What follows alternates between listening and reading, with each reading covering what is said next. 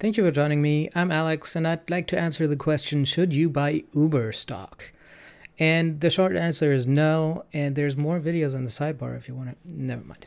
So, Uber has a price of $40 right now, down 7% on Friday. That's between the market close on Thursday and the market close on Friday, because after hours on Thursday is when it really, hit the fan. But it's actually still up on the week. So from Monday market open until Friday market close, it's actually still up, which is pretty amazing considering the huge drop that the 7% implies. Now, a net loss of $5.2 billion is interesting at the very least, because I don't remember another company having that kind of a net loss ever. I'm sure there have been a few, but 5.2 billion is a lot of money if you think about it.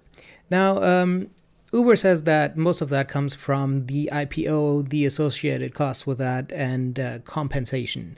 So obviously the 5.2 billion is slightly misleading, but the revenue growth of 20% year over year, meh, at best. For a company in this stage of development, revenue growth of 20% is not great, especially if you consider that the stock price should be based, at least in part, on the revenue growth, because there's no profit. You cannot make a judgment based on profit alone because there just isn't any. So revenue growth of 20% year over year is not great, and the gross profit is actually down, which leads to a whole different set of problems for the company. So if at an increased revenue growth they didn't increase the gross profit, is bad. Decrease of gross profit is worse. And I don't see a whole lot of good reasons why the gross profit should have been decreasing. Now, obviously, there's competitors that flood into markets. There's Lyft, obviously. There's Didi in China. There's a lot of other local competitors. There's still cabs for some reason. So gross profit down is not something that inspires me with great confidence. And then obviously we have a PE of negative 13. And that's without the net loss of $5.2 billion. So if they made a profit of as much as they had a loss of, it would be okay. It would still not be great to buy based on the PE alone. So negative 13 is not too great, not too great. And then dividend zero, obviously not great for dividend investors. So in summary, if you're a dividend investor, you shouldn't invest in the company. If you're a growth investor, revenue growth of 20% is not that great, so you shouldn't invest in the company.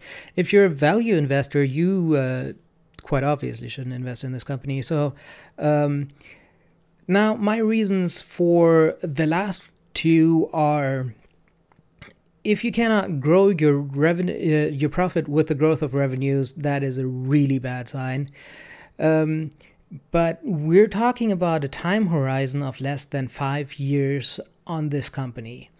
In 5 years, they need to fundamentally have transformed this company from a company that uses drivers to drive people around to a company that uses autonomous vehicles to drive people around, because there will be other players in this market that use autonomous vehicles. And if you don't have to pay someone, $10 an hour, something like that, that suddenly makes everyone else so much more competitive than you are.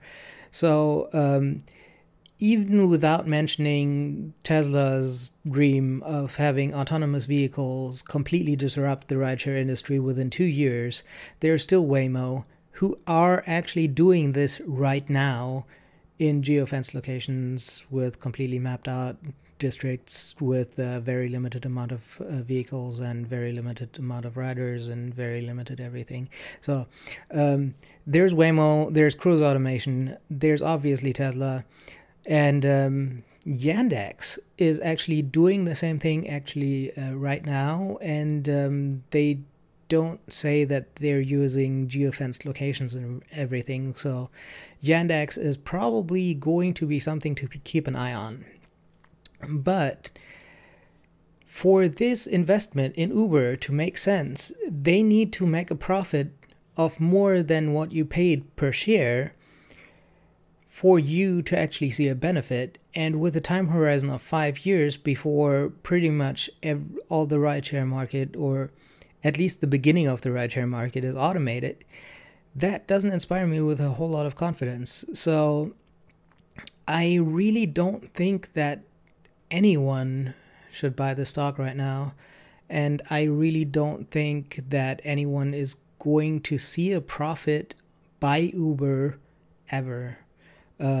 So I'm sorry to have to say this like that, but I really don't think Uber is going to make a profit ever. I think that they're going to be disrupted less than 10 years before after disrupting the market. So that concludes my extremely negative analysis of Uber, and I'm sorry for that. But if you haven't already, make sure to subscribe. I'm coming out with more videos every day before market open. I hope you have a successful day.